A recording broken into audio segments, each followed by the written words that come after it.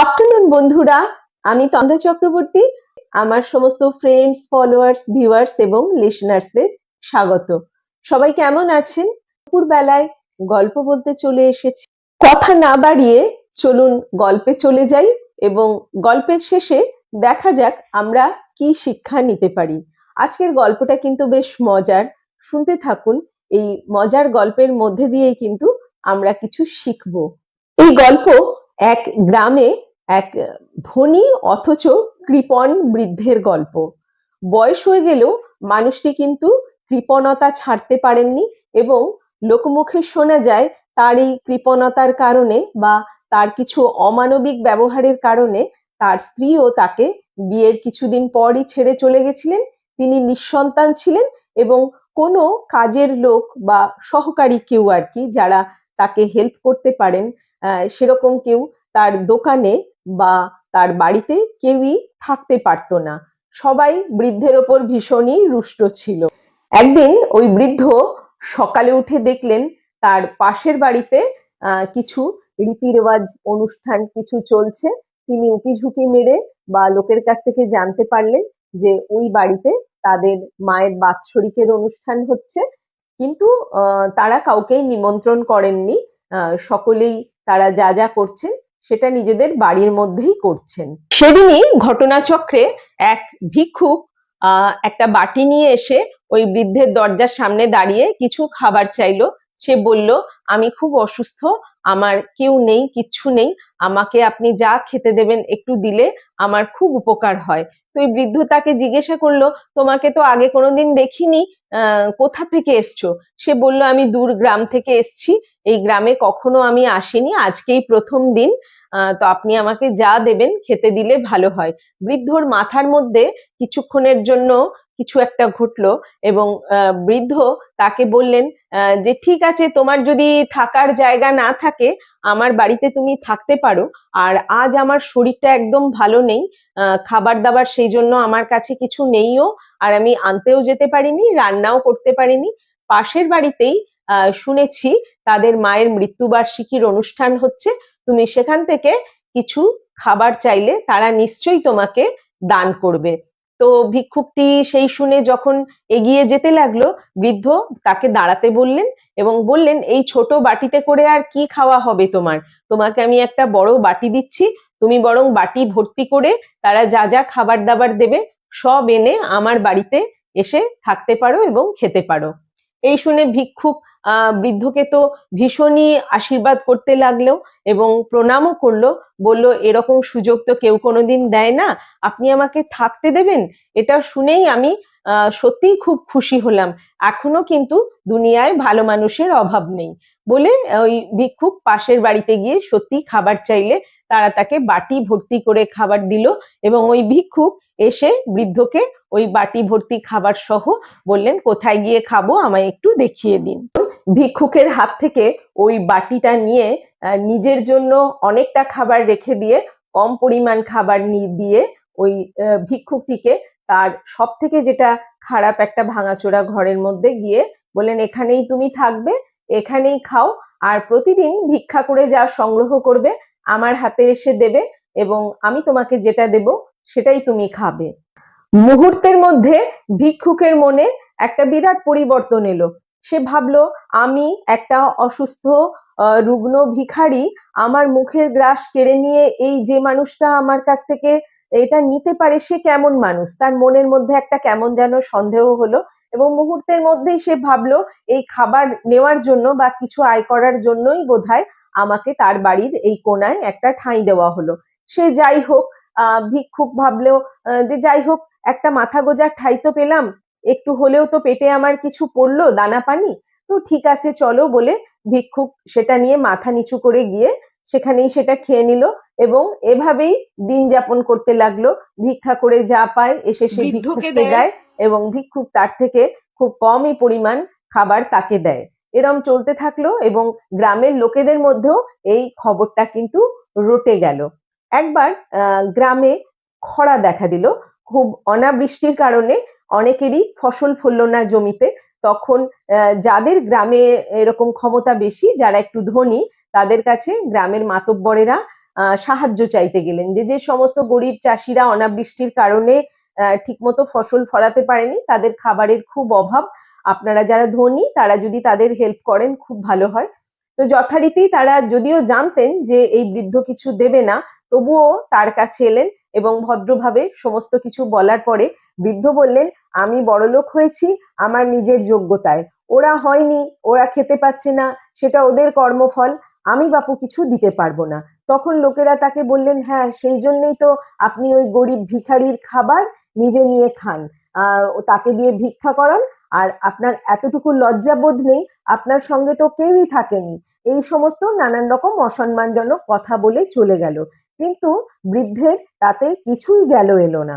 এদিকে ভিক্ষুক তো সারা গ্রামে ভিক্ষা করে বেড়ায়, সে দেখে একটা মন্দিরে একজন ওই গ্রামেরই একজন পুরোহিত, সন্ন্যাসী টাইপের, তিনি কিন্তু প্রতিদিন নানা মানুষকে নানাভাবে হেল্প করেন এবং মানুষেরা তার কাছে অনেক ফল মূল দুধ নানান কিছু নিয়ে যায়, কিন্তু ওই সন্ন্যাসী ধরনের পুরোহিত যিনি, তিনি শুধু তার খাদ্যটুকু, হয়তো দুটো কলা, একটু দুধ, কোনো ফল, এইটুকু নিয়ে বাকি গ্রামবাসীদের দান করে দেন।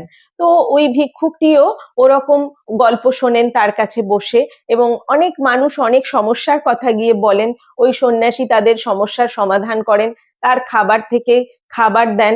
তো ওই ভিক্ষুককেও ওই সন্ন্যাসী নানাভাবে সাহায্য করতে থাকেন। তো একবার ওই ভিক্ষুকটি গিয়ে ওই তার মালিককে, মানে ওই বৃদ্ধকে, ওই সন্ন্যাসীর কথা বলে যে মানুষ কতই রকমের হয়, আপনি দেখুন আমাকে দিয়ে এত কিছু করান, আর সন্ন্যাসী কিন্তু আমার কাছ থেকে তো, আমি তো কিছুই দিতে পারি না, অনেকেই অনেক কিছু দেয়, তবুও তিনি অন্যরা যখন তাকে কিছু দান করেন, উনি কিন্তু আমাদের মতন যাদের কোনো ক্ষমতা নেই তাকে দেওয়ার, তাদেরকে দান করে দেন। তো ওই বৃদ্ধ তাকে বলল, কি তুমি আমাকে এই ধরনের কথা বলার সাহস পাও কি করে? তুমি কি আমাকে অন্যরকম ভাবে শিক্ষা দিতে চাইছো? কি ভাবো? এই সমস্ত কথা বলাতে ওই ভিক্ষুক বলে, আপনি তো গিয়ে দেখতেই পারেন আমি আপনাকে মিথ্যা কথা বলছি না সত্যি কথা বলছি। গ্রামের শেষে মন্দিরের কাছে গিয়ে আপনি দাঁড়াবেন, প্রতিদিন আপনি দেখতে পাবেন এরকম কত মানুষ আসেন, কত কিছু দেন, উনি তার দরকারের সামান্য খাবার ছাড়া কিচ্ছু নেন না, সেগুলো নিয়ে সঙ্গে সঙ্গে গরিব মানুষের মধ্যে তাদেরকেই বলেন বিতরণ করে দিতে। তো এইটা শুনে ওই বৃদ্ধ একদিন গিয়ে সরেজমিনে দেখলেন যে ঘটনাটা সত্যি কিনা। তিনি দেখলেন হ্যাঁ সত্যি, অনেকে মসলিনের কাপড় নিয়ে আসছে, ওই সন্ন্যাসী বলছেন আমি এই মসলিন দিয়ে কি করব। অনেকে সোনা দানা দিতে যাচ্ছে, উনি বলছেন আমি এই দিয়ে কি করব, আমাকে এসব দেবেন না, আমি মানুষের ভালো করার জন্য গল্প বলি, তাদেরকে শিক্ষা দেওয়ার জন্য জীবনযাত্রার পরিবর্তন করতে বলি, আর মানুষকে ভালোবাসতে বলি, এবং আপনারা যদি কিছু দেন তো আপনারা এই গরিব মানুষগুলো যাদের একদম কিছু করার ক্ষমতা নেই তাদেরকে বিলিয়ে দিন, ঈশ্বর আপনাদের আশীর্বাদ করবেন। ওই ভিক্ষুক বৃদ্ধকে বলল, দেখলেন তো আমি সত্যি না মিথ্যা বলেছি, আমি আর আপনার কাছে থাকবো না, ওই সন্ন্যাসীর কাছেই, তার পায়ের কাছে গিয়েই থাকবো, আমি তার কাছে নানান রকম নীতি শিক্ষা নেব, আমি আমার জীবনধারা বদলাবো, ওই সন্ন্যাসীর মতো মানুষদের সেবা করব, আমি আমার রাস্তা দেখে নেব। এই না শুনে বৃদ্ধ ভাবলো, ভারী তো মুশকিল, গ্রামের লোকও জেনে গেছে আমার স্বভাবের কথা, আবার এও তো আমাকে ছেড়ে চলে যাবে, এ যাই হোক ভিক্ষা টিক্ষা করে এনে দিত, আমার খরচ খরচা যেটুকুই বা লাগতো সেটাও লাগছিল না।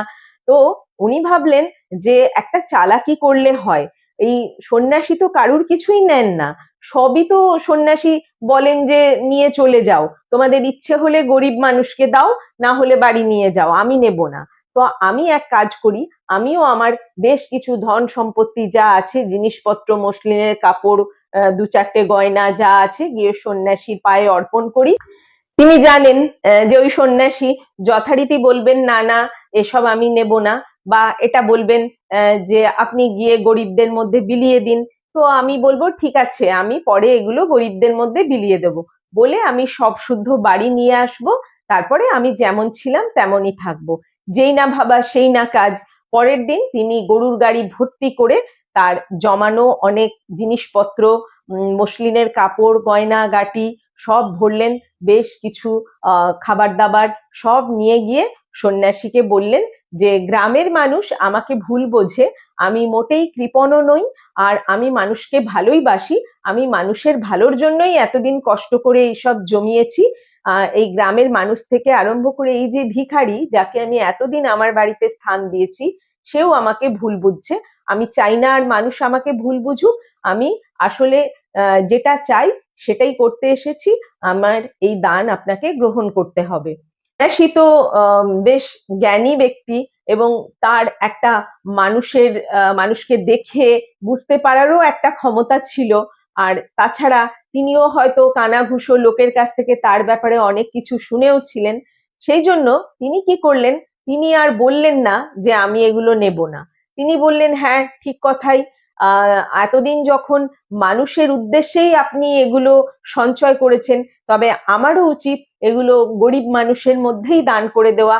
আমি আজ স্বহস্তে সমস্ত গরিব মানুষকে আপনার এই অর্জিত ধন সম্পত্তি নিজের হাতে করে দান করব। তো যে যেখানে আছে গরিব মানুষ, সবাই চলে এসো। এই যে উনি এসেছেন, ওনার ধন সম্পত্তি সব আমি দান করে দেব। আর আপনারও শেষ বয়সে আপনি মানুষের আশীর্বাদ পাবেন, সেটাই বা কম কি? এটা করলে আমি যেমন গরিব মানুষের আপনি ভালো করবেন, আর আমিও আপনাকে ভালো করব। তো এই নিন বলে উনি সমস্ত কিছু নিয়ে তার হাতে একটা পুজোর ফুল দিয়ে বললেন, এটা আমার আশীর্বাদী ফুল, আপনার বালিশের নিচে রাখবেন। সারা জীবন আমার আশীর্বাদের হাত আপনার মাথায় থাকবে। আপনার যে কোনো কিছু অসুবিধা হলে আপনি আমার কাছে আসবেন, আমি আপনাকে যতদূর সম্ভব সাহায্য করার চেষ্টা করব। এদিকে ওই বৃদ্ধের তো তখন মাথায় আকাশ ভেঙে পড়েছে। উনি ভাবছেন, এই কি সর্বনাশ, আমি কি ভাবলাম আর কি হলো। আমি তো ভাবলাম উনি ওগুলো ফেরত দিয়ে দেবেন আর বলবেন তুমি ওগুলো বিলিয়ে দাও। এ তো আমি চাইনি।